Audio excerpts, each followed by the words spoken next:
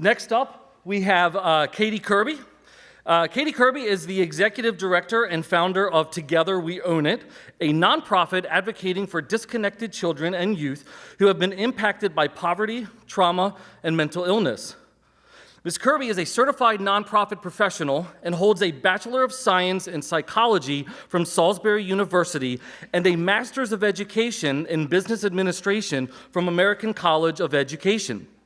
Kati is a passionate leader who has experience working in with school-aged youth as a one-on-one and group mentor, all while placing an emphasis on driving change for underserved youth.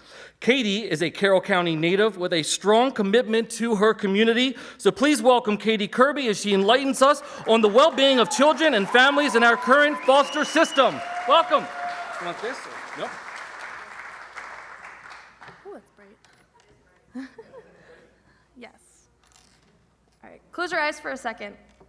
Put yourself in your childhood room. Remember the posters on your walls, the design on your comforter. Open your eyes. CPS is at your door. You gather a few pair of clothes into a trash bag and you head out the door. For so many of us, our first thought is, well, this only happens in Baltimore, right? Wrong. Not only does it happen here in Carroll County, but we lack the resources to provide these children and families with the support that they deserve. We rely on organizations in other counties to do our work for us. On a regular basis, children are stripped from their parents and thrown in front of a courtroom. The child sits in front of a judge and listens as others in the room debate about their well-being and what's best for them.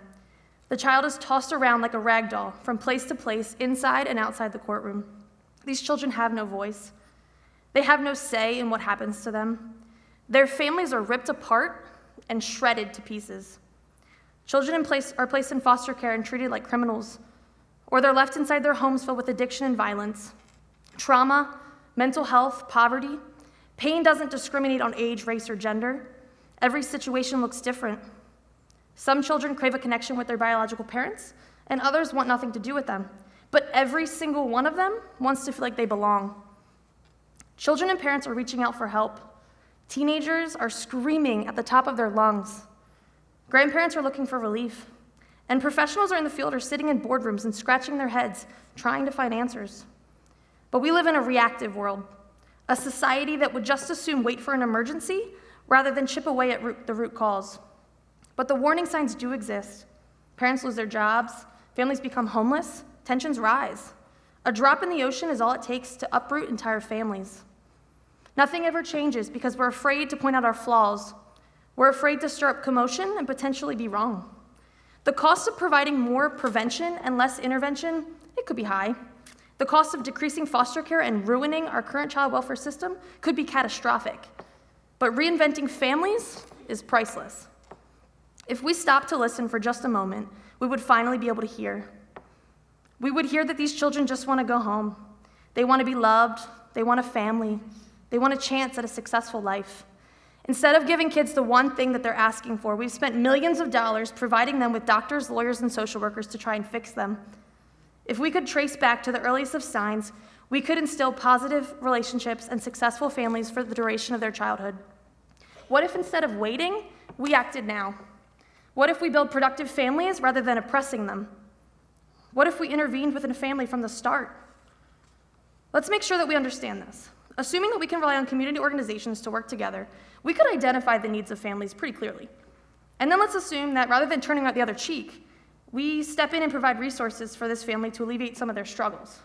If we can do both of those things, we could create stable and supported families. And now, for the first time, families, services, and outcomes are aligned, and foster care becomes a rare and brief intervention. Children might grow up knowing that they belong somewhere. So let's say we don't do anything. Let's just continue down the way that we're doing it. The outcomes for these children are bleak. Overwhelmingly, these children are destined for incarceration, the morgue, or the child welfare system when their children grow up in foster care. Health problems, a lack of education, poverty, crime. These are the outcomes for so many of our children who are raised within a system that focuses more on its budget than its beneficiaries. Albert Einstein said it right. Repeating actions that don't work is insane. If we continue to pursue a system that oppresses people despite good intentions, we will never make sustainable change for the future of our community. So let's go back. Let's say we do nothing. We all walk out of here tonight and continue on with our lives as if nothing mattered. We do that, and I assure you that I will be up here next year sharing more and more statistics about the pain and heartbreak that our children face. So where do we go from here? We have to start with macro-level change. No longer can we wait so late to step in after a child has more bruises on their body than visible skin. Our goal has always been reunification, but what if we shifted our focus to never even separating families in the first place? Now, this isn't to say that foster care goes away. It never will. But fewer and fewer children could ever end up a ward of the state if we went this direction. While group programs do operate here in Carroll County, there's a lack of collaboration and integration. Children are falling through the cracks. We need to fill in the gaps and make sure children and families are the #1 priority. This all starts with you. Yeah, you. Don't look at the person next to you, but it starts with them too.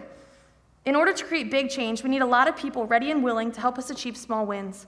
This is a community effort. Are we ready for it, Carroll County? Thank you.